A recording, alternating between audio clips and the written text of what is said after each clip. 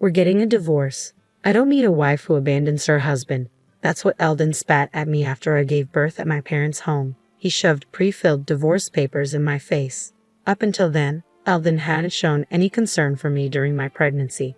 In fact, he quit his job for selfish reasons and is now unemployed.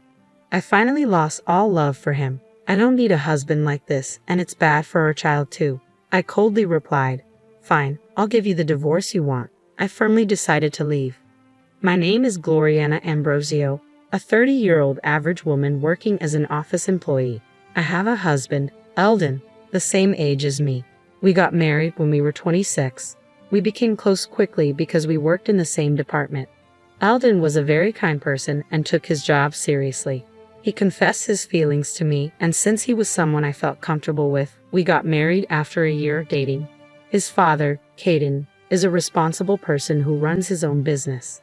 Eldon always said, "My dad is strict and scary, but Caden has been kind to me." We never had big fights and our marital relationship was good. But then, a major incident happened 8 months ago. I was called into the boss's office at work, wondering what it was about. The boss told me something unexpected. Actually, I've heard Eldon's work attitude is poor. Specifically, he doesn't meet deadlines and doesn't apologize for being late to client meetings. His boss is at a loss about what to do. Could you talk to him? Shortly after Eldon and I got married, we were separated into separate departments. I was shocked to discover that Eldon and I had been assigned to separate departments since our marriage. I had always believed Eldon was working diligently there. There had been no signs of any change at home, but I started to worry that he might be under stress. That evening, I asked Eldon about it. He promised me, "No, I'm not getting along well with my boss. I'll talk to him and resolve it. I'll change my attitude." But a week later, he came home and said, "I quit my job. I can't work under that boss anymore." I checked with his boss, and it was true. Eldon's work attitude had worsened since joining this department. He didn't reflect on his actions and only made excuses. That led to an argument, and he quit. For the record, Eldon's boss was well-liked and respected in the company. It was natural to think the problem was with Eldon. Still, he seemed to regret quitting. "I'm sorry for the trouble. I'll find another job soon," he said. I thought things would be okay, but that was wishful thinking. A month passed, and Eldon only complained. "No company wants me without serious job hunting," he said. He graduated from a prestigious university and has work experience. There should be at least one company willing to hire him. When I asked what kind of company he wanted, he said, "One without a nagging boss where I can make at least $5,000 a month." I attended a prestigious university. I should be discerning. My thought was, "You're being way too picky." I just wanted him to work like a normal person. But Eldon continued to avoid work, becoming fully unemployed. I was puzzled by Eldon's change of character. But one day, I came home from work to hear Eldon talking on the phone. "Since Gloriana is working, I don't have to. I'll just sweet-talk her into supporting me." I never thought pretending to be serious would work this well. At that moment, I realized I'd fallen for a complete fraud. The real Eldon was just a slacker who had been playing the role of a nice guy. When he noticed me, he tried to brush it off, saying, "I was joking. I'll look for a job." But I wasn't fooled. "Enough is enough. You better start working," I yelled, insisting he find a job, any job. Part of my anger came from concern for our future. But there was another, more pressing reason. I was pregnant. I found out I was expecting around the same time Eldon quit his job. Raising a child costs money, so I wanted Eldon to find stable employment. But as I mentioned, Eldon remained jobless and didn't care much for my pregnant condition. I was struggling with morning sickness and other issues, making household chores difficult. Yet Eldon lay on the sofa, eating potato chips, even saying, "Pregnancy isn't an illness. Deal with it." I had hoped he'd change as he became more aware of his impending fatherhood, but his attitude remained the same. In fact, it worsened. Just yesterday, he got furious when I used canned food to save time on cooking. "You should feed your husband proper meals. That's a wife's duty," he lectured. I was furious. We had a heated argument, and not once did he mention concern for our child. I'm seriously worried about our future together. Some might say, why not just divorce him?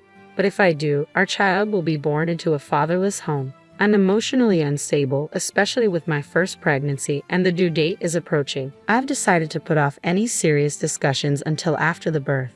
Given Eldon's unreliability, I chose to give birth at my parents' home. They agreed it was the best option.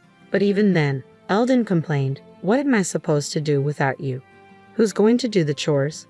I was so fed up with Eldon that I angrily told him, "You're an adult, figure it out yourself," and went to my parents' home. I later gave birth to a healthy baby when I felt better. When I returned to Eldon's place after about 2 months, it was a mess. Trash was scattered everywhere, and a pile of clothes lay next to the washing machine. As I stood there stunned, Eldon appeared with bed hair. "Finally, you're back. There's something I want to talk about," he said, pulling out a document with a malicious grin. It was a pre-filled divorce application. "I'm divorcing you. I don't need a wife who abandons her husband." Hearing this, my love for Eldon completely evaporated. I thought, I don't need a husband like this, and he's a bad influence on our child. Coldly, I said, "Fine, you'll get your divorce," and was determined to leave him. Still, Eldon remained defiant. "You'll regret it if you divorce me now. Fill in your part." I snatched the divorce papers from him and filled them out immediately. I decided to take them straight to the courthouse. "Goodbye then, I'll come back for my stuff later." "Don't throw anything away," I said as I left the house and went directly to the courthouse. The divorce was finalized, and Eldon and I became strangers. I returned to my parents' home and decided to raise my child with them. I didn't want to stay in a house filled with bad memories, and raising a child alone was daunting. My parents are trustworthy, and it's comforting to have them around. Life became a daily joy watching my child grow while navigating the challenges of new motherhood. However, a month after the divorce, Eldon suddenly called my parents' landline. I had blocked his number on my cell, but I'd forgotten to block the landline.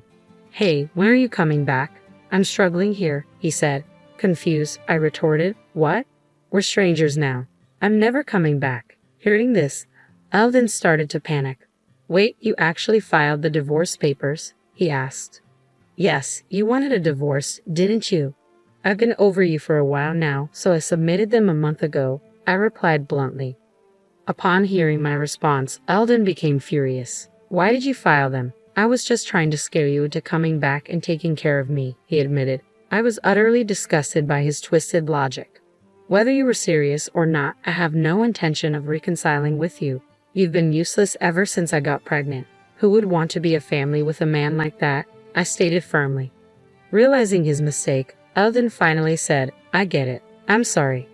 I've reflected on my actions. Please come back, I'm really struggling financially," he pleaded. He was pretending to be remorseful now.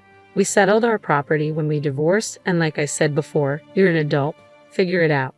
I yelled and hung up the phone. I immediately blocked his number to prevent further calls. I thought that was the end, but a month later, on a peaceful Sunday afternoon, the doorbell rang. It was Eldon. Not wanting anything more to do with him, my parents and I tried to pretend we weren't home, but Eldon persistently banged on the front door. "Hey, I know you're in there. Come out." Reluctantly, I went to answer the door. There stood Eldon, skinny and unshaven. I hadn't seen him in 2 months, and I was shocked to see he looked like a drifter. Without asking, he walked into the house and sat arrogantly on the sofa. "Gloriana, I need money, just $1,000. I'm really struggling here," he pleaded. "So why don't you get a job? You have a degree from a prestigious university, and you're not too old to work," I retorted, annoyed. Eldon began to explain, "Actually, I've decided to make money through investment. Working a regular job is for fools. I found a trustworthy advisor online, so I'm good. I'm still in the red because I had just started, but I was told it would turn profitable. However, I'm running out of the money I got from our property division, so I need your help." I was sure it was a scam. My mom, looking disgusted, returned to taking care of the baby. My dad also looked like he thought it was a scam, but Eldon, oblivious, kept insisting on money. "I'll pay you back when my investments pay off, and you can live the high life," he said.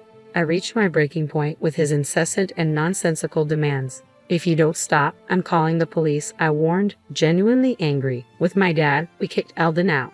The mention of the police kept him away for a while, but we never knew when he might show up again. We considered moving, but with a baby, it seemed ridiculous to incur moving costs just because of him. So my parents and I devised a plan for the next time Eldon showed up. Another month passed, and unfortunately, Eldon returned.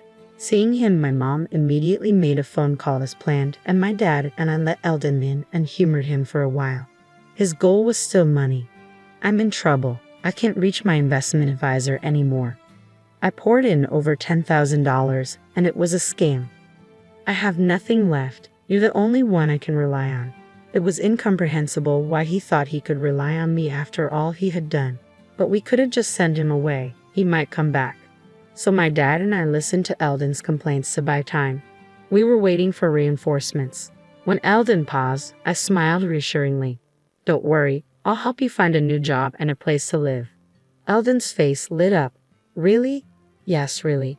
Just then, the doorbell rang. I checked and let the visitor in. It was the person my mom had called. Seeing the man's face, Eldon froze. Dad?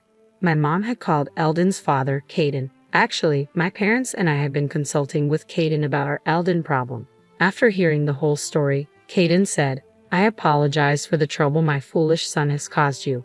If he bothers you again, please contact me. I'll come to pick him up immediately. So we decided to call Caden the next time Eldon showed up. Eldon was intimidated by his father, so we hoped this would have some effect.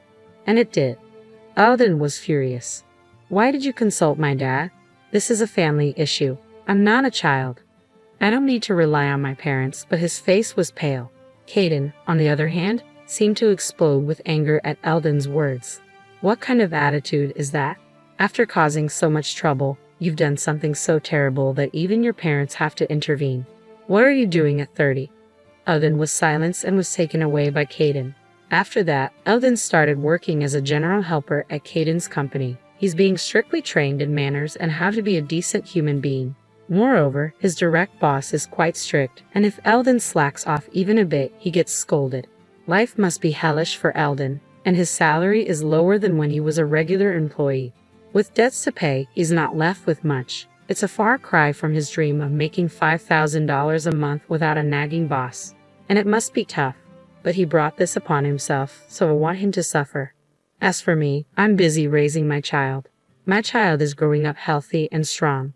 Life is tough, but my parents are supportive, and there are many experienced parents at my workplace, which is a big help. Recently, I went to the aquarium with my child and parents. My child was fascinated by the dolphins he saw for the first time and seemed to enjoy it. I want to give my child various experiences and want him to learn many things. I intend to do my best as a parent.